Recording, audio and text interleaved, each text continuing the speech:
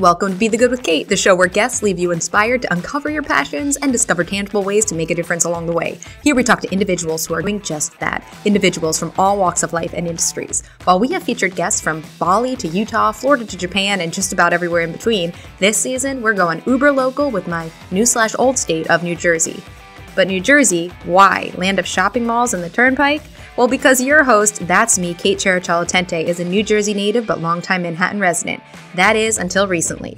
As I rediscover my home state, first we need to talk about the fact that it is not the land of shopping malls and the Turnpike. It is a land of such a variety of people and cultures and landscapes. It's the land of Bruce Springsteen and Whitney Houston and Frankie Valli. It's the land of shoreline and country and forests and mountains. And well, I could go on, but we got to get on to our episodes. So I wanted to bring on some guests doing good here in New Jersey. But just like in prior seasons, something I love about human connection and inspiration is how you certainly don't need to be from the same place or a similar background to get so much out of hearing from a person.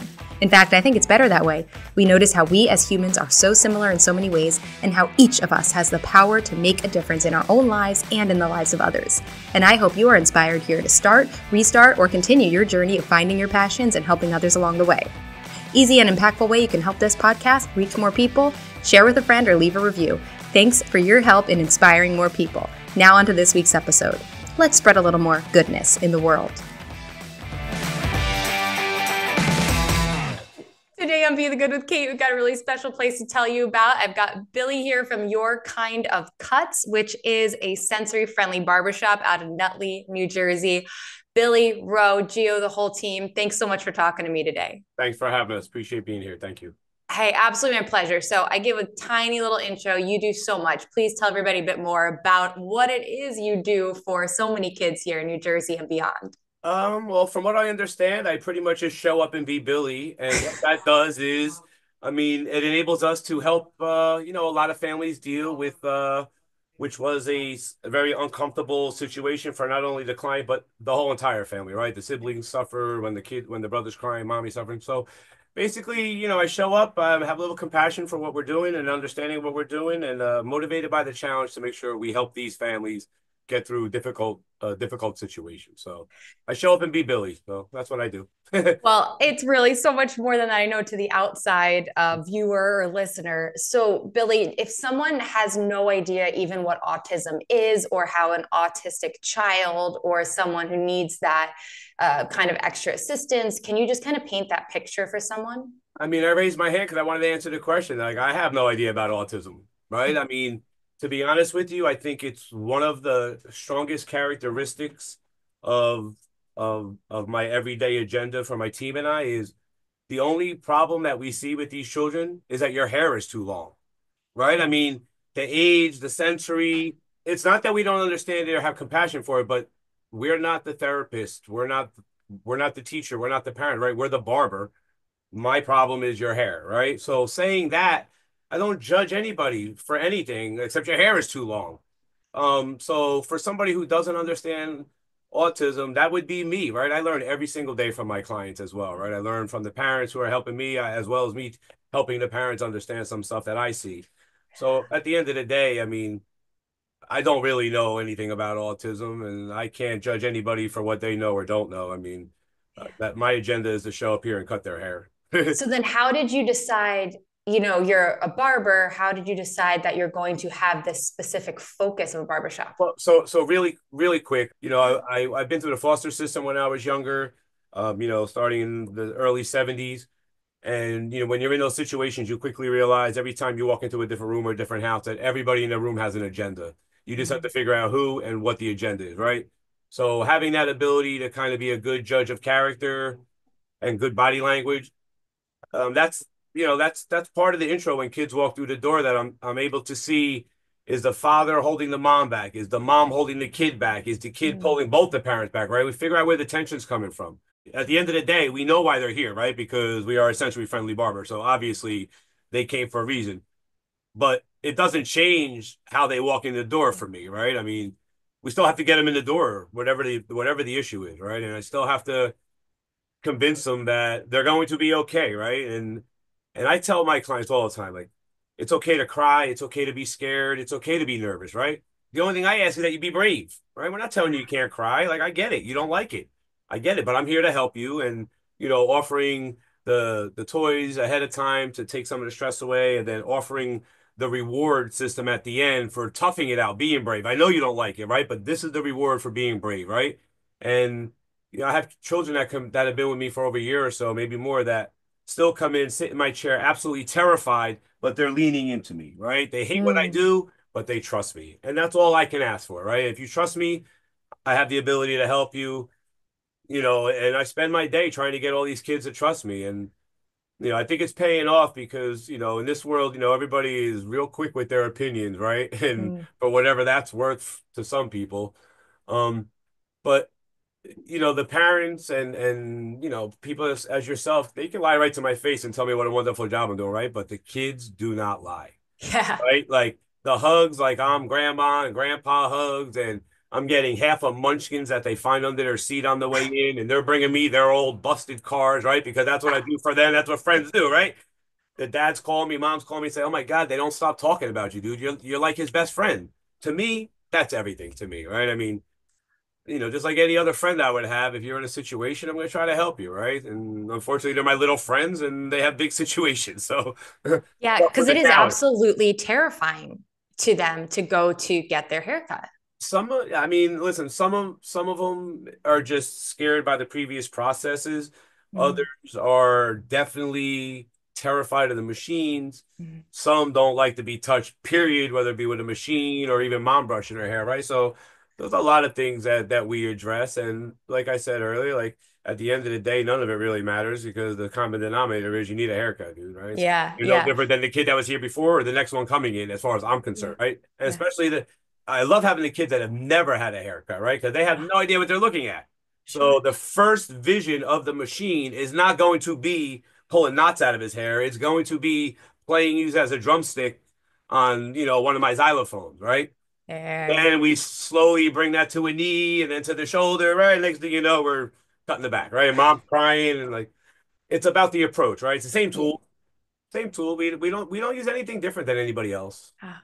But have you always been this creative? Like just thinking, to use it with a xylophone and all of these I details. mean, listen, I mean, I hate to say this in any way that makes me sound good. Like, I'm Go 54 ahead. years old, right? If I can't figure out how to manipulate a 6-year-old kid, dude, like, especially like how I grew up, like, dude, I have some Mm, thick skin. I've seen a lot of things, man. Like, no kid in here has ever shown me anything that I haven't seen outside this shop mm. from any other kid in the neighborhood or on the playground, right? I mean, they're all the same. Kids are kids, right? Yeah. But how you react to them is so different. Like even with talking to Ro before you came on camera here, we were talking about how people so often, in any business aren't making eye contact with the customers, aren't going like just thinking about how they feel on I the other mean, side. So you listen, guys are all such a great I example of listen. something that to you probably is like, well, I'm just being myself. Well, I mean, it, I am being myself, and myself, has good work ethic and good customer service skills, right? That is myself, right? So, it is what it is. Um, I'm just extremely happy that people are receiving it the way it Yeah. is, right? Because it's for me, I can't think of anything negative that shows up on a daily basis that would make me ever think about stop doing this, right? I mean, Mm. we all have problems at our job. I don't care what you do for a living, right? Yeah. You're gonna have a disgruntled coworker. You're gonna have bad days at work. And it is what it is, right? But even my bad days always get rounded off at the end of the day, right? I mean, no matter how hard it was in the morning, by the afternoon or early evening, we took a child that was on the floor for the last 2 years and finally got him in the chair today, right? Mm. So today's a success, right? And Yeah. then then the next time we come in, we're going to get that kid and another kid into the chair, and the next day, three more kids are going to come in and lay on the floor, right? So, it's a cycle. Yeah. It Yeah. is what it is. I mean, I love what I do. Listening to some of the comments and having this sort of attention being brought to what I'm doing started to make me understand or starts to make me love why I'm doing it now. I Mm. always loved what I did. Now I love why I do it, right? Ah. Because I'm making not only am I not only am I helping the child with a haircut, right, but I'm helping the parents, Yeah. right? I'm helping the siblings. And what I preach to them is not haircuts don't hurt, right? If they do, they do, right? Be brave, right? There's a lot of things in the world that are scary. And that's reiterated by probably the best compliment I've had pound for pound was when my mom. I'm sure you heard me say it a couple of times, but it means so much to me that a mom called me from the parking lot of a doctor's office saying, "Billy, you have no idea how you changed our lives." I'm like, "What are you talking about?" And when she told me that this kid referenced me and said, "Mom, don't worry, I'm gonna be brave like Billy the barber told me," like to me, like there was no way that day I set out to make that change in that kid's life, right? Mm. And never 1 hour during hair school did I ever envision myself doing my curlers that I was going to get a kid into a doctor's office, right? Yeah. It was so far-fetched, right? Um, and I wasn't trying to get the kid into the doctor's office, right? I was trying to cut his hair.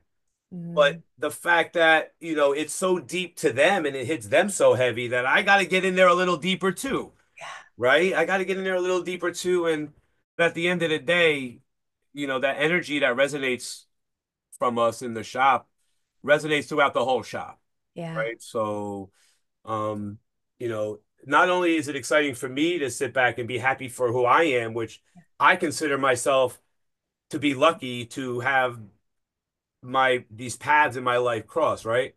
I have a guy here now who's 26 years old. I forgot more stuff in life than he even learned yet, right? But the fact that he's doing the same work standing next to me is part of the the um the solidification process of knowing that I know I have at least one person working in the future for us, right? Like he's 26 years old and he's a compassionate guy. I don't know how he's gonna ever walk away either, right? Unless he hits the mega Mm. millions. But even then, I think he'd come back, right? So, um, but that's the important part to me, right? The energy that we resonate throughout the shop and the protocol that I expect and the customer service level that I expect for these families from anybody who's in my shop, when it resonates to these people, that's a big plus for me too, right? I mean, it's Awesome. not just me. It's Yeah. Ro and it's Giacomo and everybody else who's passed by and either realized we weren't for them or they weren't for us, right? I mean, but everybody who stepped up to want to help, right? Did you go right from barber school to creating this specific barbershop, or was there an in Well, between? like if I could, the this all happened on accident. Like Huh. and this is why it's even more mind-boggling, right? The last job I had, I was back in the 80s, I went out and got my CDL, right? To avoid technology. All my friends were going to be the next Bill Gates. I'm like, I don't want to be sitting in a cubicle. I'm going out. I got my CDL. I drove from the age of like 16 to 39. I was out there truck driving, warehousing or whatever. And after 16 years at the same company, my boss came to me and said, "You're making too much money." I said, "I never had that problem in my life, having too much money. So I'm going to need some time off to figure out how I'm going to fix that." And I was flip-flopping between culinary, barbering. My point was I wanted to find something that I can do that I can control how much money was too much for my family, right? I wasn't going to be restricted to hours and sticking around here for a pension and, being bogged down doing something I don't want to do, just waiting to retire, right? Um, so I almost went to culinary school. We almost had this conversation over a steak, right? I could have been an award-winning chef, right? But as here we are talking about autism, but the where I think where the paths crossed and it was lucky for everybody was 3 months into a year program, I had my second child while I was in school. I was essentially 39 years old, unemployed, full-time student with a newborn. Wow. I could have very easily went back to my old job, took the Yeah. pay hit, right? And went back to the old job. But I didn't. I used the fact that my daughter was born as motivation, right? Like, we're gonna pass the test. We have no choice, right? Like, she's home, she needs to eat. I need to learn how to cut hair as quick as possible.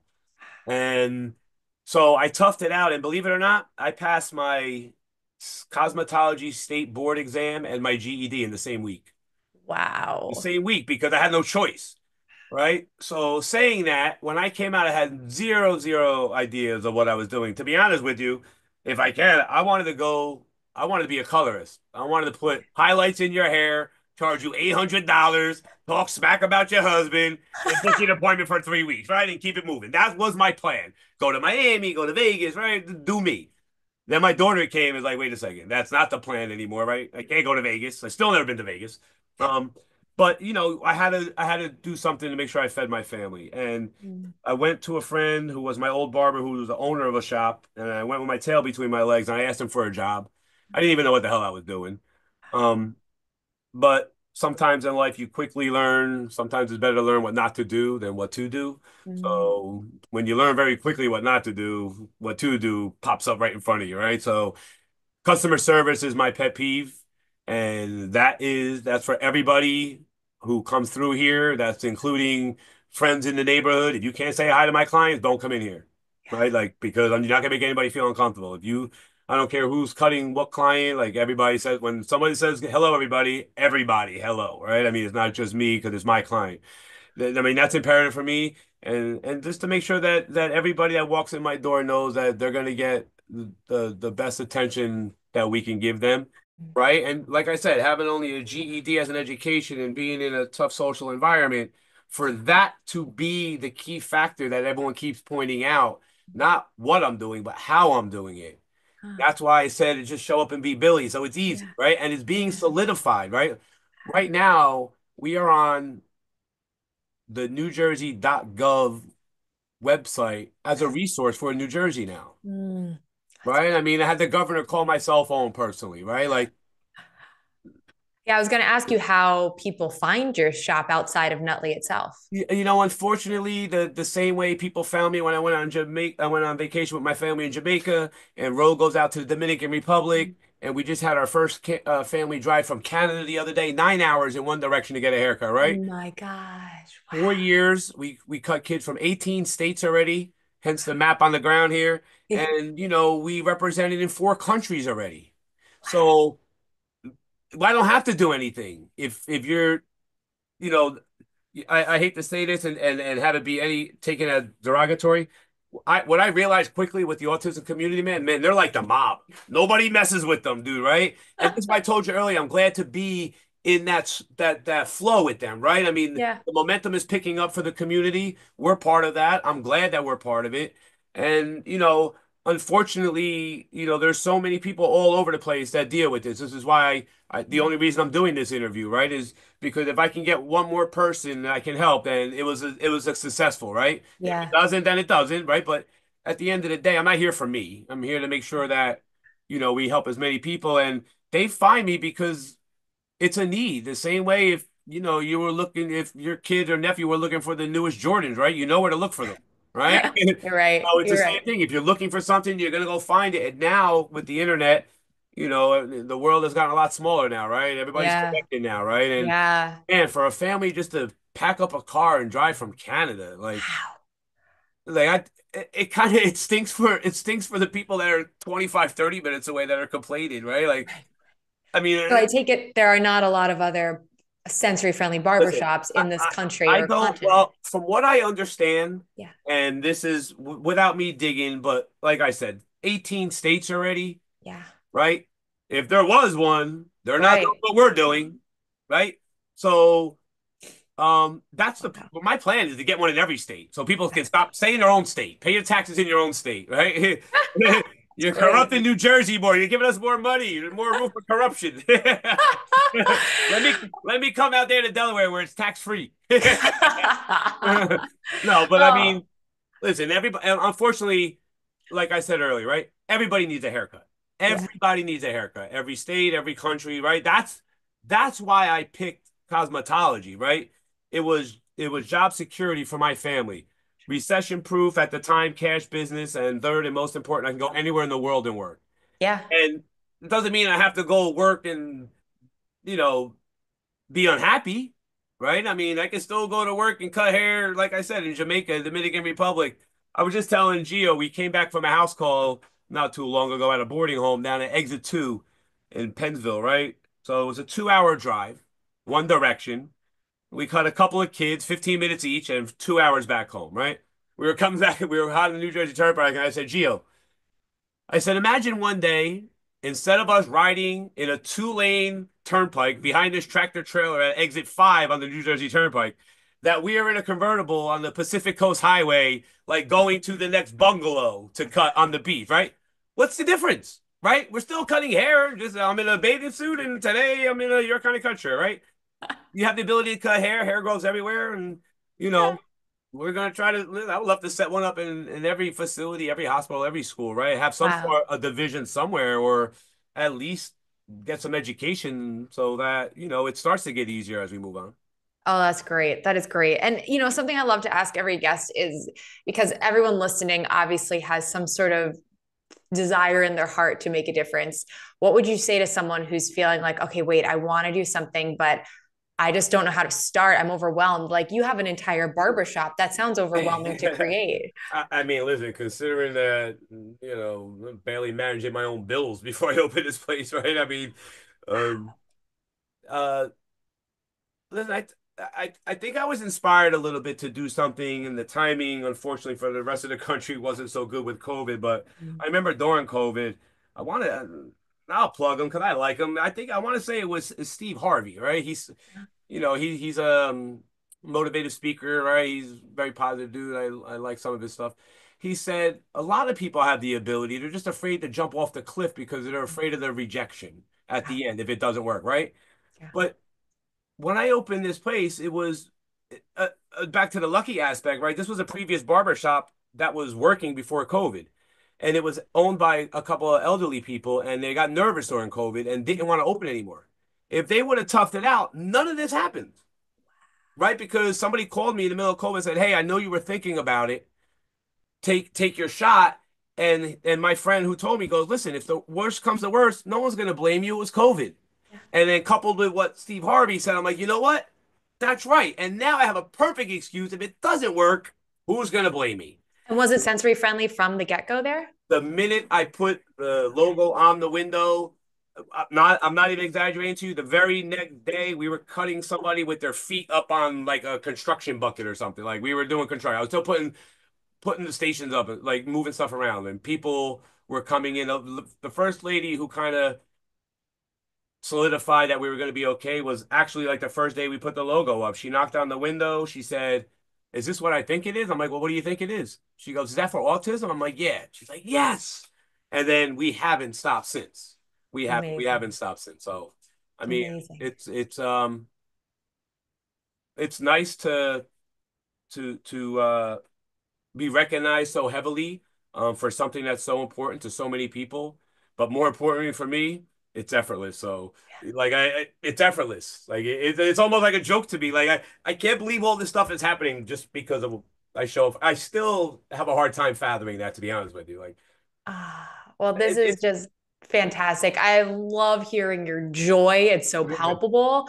And I hope that everybody listening, check out your kind of cuts online. You have a great Instagram feed filled with videos and resources, and you were yeah. just on But you know what? television. It's amazing. Yeah, listen, there's a lot of filters and a lot of things that can be added and persuaded to make it look like what other people want it to look like, right? Hey, it looks good. And this is why I stand so firmly behind, parents driving from Canada and parents driving from 18 other states in the country, right? Like these people, completely abolish their entire weekend Mm. and gamble coming down the highway for 9 hours next to tractor trailers, right? To come hope that I can help their child, right? And I don't know if there's any greater compliment. Hmm. Well, Billy, I mean, there are so many kids who are indebted to you for sure and families. So thanks for what you're doing for just quote unquote showing up and being Billy. It's Thank you. going a long way. Oh, well, thank you. And thank you for what you do, right? I mean, because I don't do it for the glory and stuff, right? But what you do is kind of shining a light on the people who are playing above the line, right? Whatever that means, right? There's a lot of people that are playing below the line, right? So, um, I personally feel that I don't deserve the accolades and all that stuff, right? Because I believe this is what we're supposed to do, right? Just show up, be the best person you could be. Unfortunately, that's not the way everything is nowadays. But for you to Mm. highlight not just me and everybody else that support your show and all the other people that you're supporting, right? I'm happy to be in that light, whether I was putting floors down or I was a painter or I was a barber, right? If you recognize me as doing something well, then that's what it is. It just happens to be very personal with what I do. But, I don't do it for the glitz and the glamour, and I understand it and I appreciate it, but at the end of the day, I mean, it's people like you who inspire people like me to keep going, right? Because you Oh, separate the line, right? You're either going to do it or you're not going to do it, right? well, But thanks, because you're right, inspiring tons of other but people. that's what it is, right? Like Yeah, you asked me, like, how do you inspire? I don't. If you want to do it, you're going to figure it out, right? If you don't want to do it, then you're going to make all kinds of excuses why you yeah, can't do it, right? Like if you want to do it, do it. And listen, anybody listening that's thinking about maybe this as a career moving forward, like please call us and if you're local, talk about coming in and interning with us, right? And yeah, maybe, we can open up a shop in their town or their city, right? Where we're working on that now, trying to get some more barbers behind the chair because that's going to be our biggest problem in the future. okay, Unfortunately, this problem is not going away. It seems to yeah, be getting worse and worse every year that goes by. So yeah, unfortunately, I'm not getting any younger. So we have yeah, to do something quickly, right? So anybody looking to maybe inspire, if I can help them, or we can come out to your city and help some barbers out there get up to speed, right? I mean, give us enough notice and we'll make arrangements. Because at the end of the day, I mean, what good is having all the information if we're not going to distribute it as best as we can, right? I mean, there's only so many people we can do here in Nutley or, but yeah, country's big, the world is big, right? So, like I said, if we can help, families moving forward in the future, not let this be such a problem, then I can leave in peace, right? Knowing that, it's not going backwards, right? Like, yeah, what we started here at Your Kind of Cuts is never going to go away, right? I mean, yeah, there could be somebody coming up the pipeline that blows us out of the water, but at the end of the day, it started. We were part of the start. Not to say there's any yeah, other people around doing it, but like you talked about, like some people have to, what's the initiative to get it started, right? I mean, there's plenty of people who have the talent to do what I'm doing, yeah. right? Take the shot, But right? get Take the going, shot. going. And I mean, you say plenty of people, but you are like the combination of working with the children and the skill set of being a barber is pretty fantastic. And here's to you getting to 50 states Uh, with the uh, shop, Listen, I getting it can't out wait. there. I can't wait. That whoever the 50th state is, just know that it's gonna be like Publishers Clearinghouse, dude. Like the balloons and I don't know if Ed McMahon's around anymore, but we'll find somebody, dude. Maybe David Yes. Letterman or something, right? We'll bring somebody in. But I listen because what that tells me is I don't know how many other barbershops in the country could say they had clients from 50 states, Yeah. right? And that's even New York City, right? So, so to have that recognized for the reasons we're doing it just solidifies why we're doing it. Right. Right? If people have to come from 50 states away, then that just shows how important it really is. Yeah. So I can't wait though. We're gonna make whoever that 50th state is. I don't know who it's gonna be, but I'm sure it's gonna be a tough one though, right? It's Well, gonna I be can't tough. wait to hear all about it. Billy, you keep doing the great work you Thank wrote. you. Gio, thanks so much. I Thank really you. appreciate having Thank you you here for your today. time and thank you for letting me be myself. I appreciate it. Oh, please don't change. I love it. Thank you. Thank you. Thanks for tuning in. If you found this helpful, a 5-star review, like, or comment means the world to me. And if you found insight in this episode, chances are someone else will too. Share with a friend to give them a boost today. Until next time, I'm Kate Cherichello-Tente, and this was Be the Good with Kate, Season 8.